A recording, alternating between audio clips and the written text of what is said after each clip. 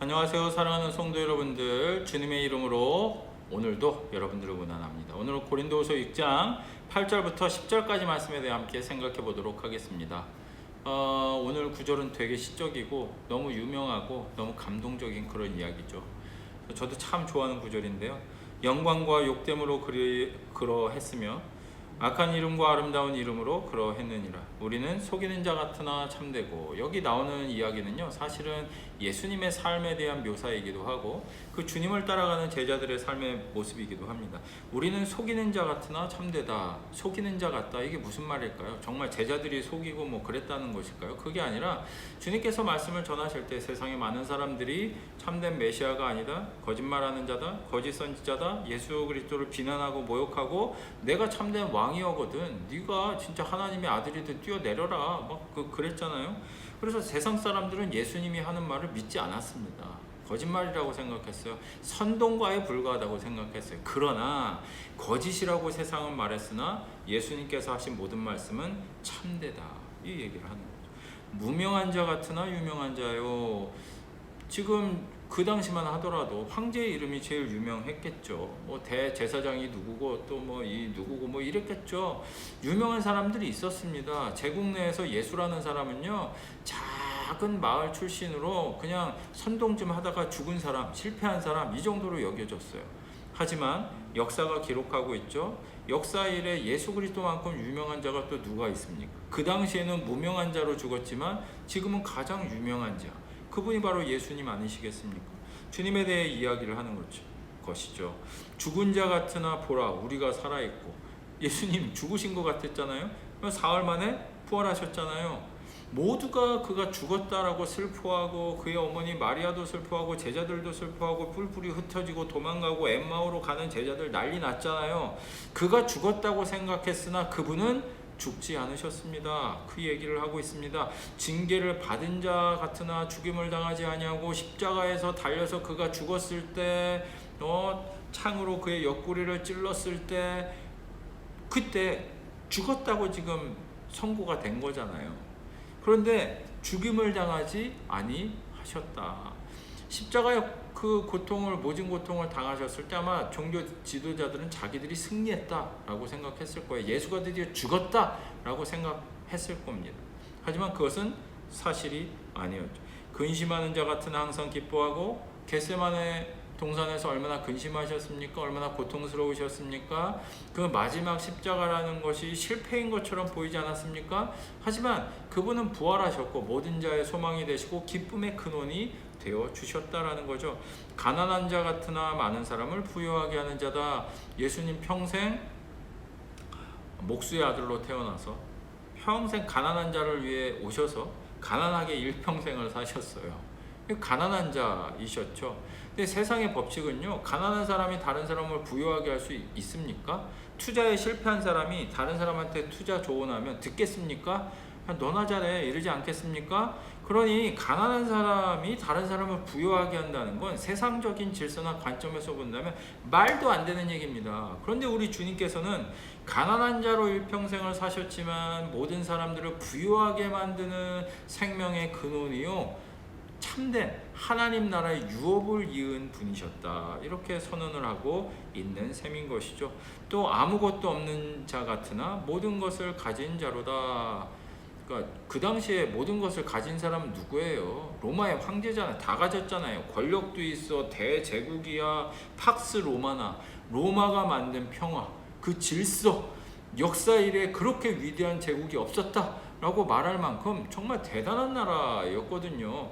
그러니 그 나라의 황제라고 한다면 오늘날의 대통령은 그 당시의 황제랑은 비교도 안 됩니다. 요즘에 뭐 대통령이 함부로 뭐 어떻게 하게, 법과 질서라는 게 있잖아요. 그럼에도 불구하고 권력이 너무 짱짱한데 그 당시의 황제는요, 신 그 자체예요.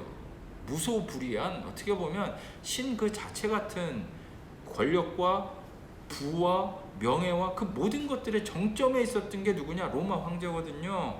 그러니까 모든 것을 가진 자, 그럼 누구냐? 로마 황제예요. 예수님은 그럼 뭐 가졌습니까? 뭐가 있었습니까? 그의 운동이 뭐 성공했습니까? 마치 실패한 것처럼 보였거든요.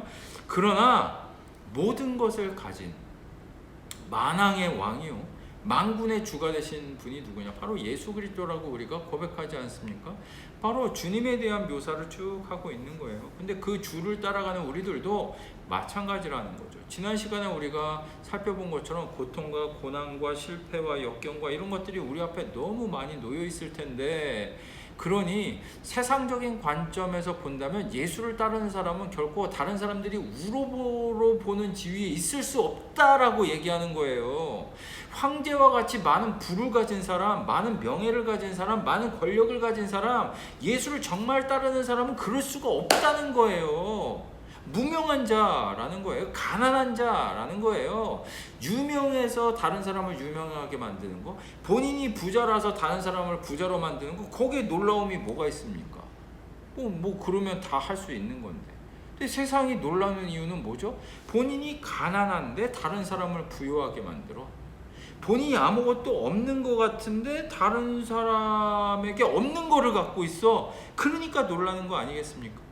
근데 우리는 예수 그리스도를 믿으면서도, 제자의 삶을 살면서도 어떻게 생각하느냐 하면요, 영광을 갖기를 원하고요, 유명해지기를 갖기를 원하고요, 더 높아지기를 원하고요, 징계받기 싫어합니다. 그리고 항상 기뻐하기만을 원해요. 근심하는 거 별로 좋아하지 않아요. 그리고 본인이 부자가 되고 싶어요. 다른 사람 부자 만드는 건 두 번째. 일단 내가 부자가 돼야지, 이렇게 생각하거든요. 그리고 아무것도 가진 거 없는 자 되기 싫어해요. 다 가진 사람 되고 싶어해요. 세상도 갖고 싶고 천국도 갖고 싶고 이루고 싶어 하지, 저는 천국만 있으면 오케이, 무조건 좋습니다, 이런 사람, 예수 믿는 사람 중에 별로 없습니다. 입으로는 그렇게 고백하고 찬양하고 하지만 사실 마음속에 있는 생각은 뭐냐? 천국 무조건 가져야 돼. 그런데 세상도 다 갖고 싶어. 이게 우리의 욕심이고 욕망이라는 거죠. 근데 바울이 지적하는 거예요. 그럴 수 없다. 결코 그럴 수 없느니라. 예수님을 정말 따라가는 제자라면 높아지고 부유해지고 명예스러워지고 권력을 갖게 되고 모든 사람들이 추구하는 이 넓은 길로 갈 수 없다는 거예요. 좁고 협착한 길, 사람들이 다니지 않는 길, 그쪽으로 가면 고생 문이 활짝 열리는 그쪽으로 간다는 거예요. 누가? 예수의 참된 제자라면 그쪽으로 간다는 거예요. 여러분들, 우리는 삶의 내 자신의 모습을 한번 잘 점검해 볼 필요가 있습니다. 아유, 목사님, 저는 지금도 잘 못 살고 있는데요. 지금 어떻게 사느냐가 중요한 게 아니라요, 여기서 말하고 있는 건 뭐냐면 추구하는 삶의 방식이 어떤 거냐라는 걸 질문하는 거예요. 지금은 못 사니까 부유한 걸 추구해. 나는 권력이 조금 생겼는데 더 많은 권력을 추구해. 이렇게 열심히 해가지고 부를 조금 일궜는데 나는 더 많은 부를 추구해. 이런 거거든요. 못 사니까 저와는 상관없는 말씀이에요가 아니라, 지금은 못 사는데 나도 그렇게 되고 싶은 거야. 그 마음이 내 마음의 욕망에 너무 많은 거야. 그럼 실제로는 너무 못 살고 너무 힘들고 너무 무명하고 너무 뭐 권력도 없고 나는 아무것도 없지만 내 마음이 추구하는 게 더 많은 권력을 원해요, 더 많은 자산을 원해요, 더 많은 건강을 원해요, 더 많은 여유를 원해요. 이렇다면 이건 어떤 사람입니까? 마음이 가난한 자가 아니라 마음이 부유한 자예요. 마음이 부유한 자. 이런 자에게는 복이 없다, 제자가 아니다, 바울이 지금 얘기하고 있는 것이죠. 이 말씀을 통해 내 스스로의 삶을 한번 돌이켜 보았으면 좋겠습니다. 나는 삶의 방향을 도대체 무엇을 추구하면서 살아가고 있느냐? 좁은 길로 가는 거 선택하고 있는가?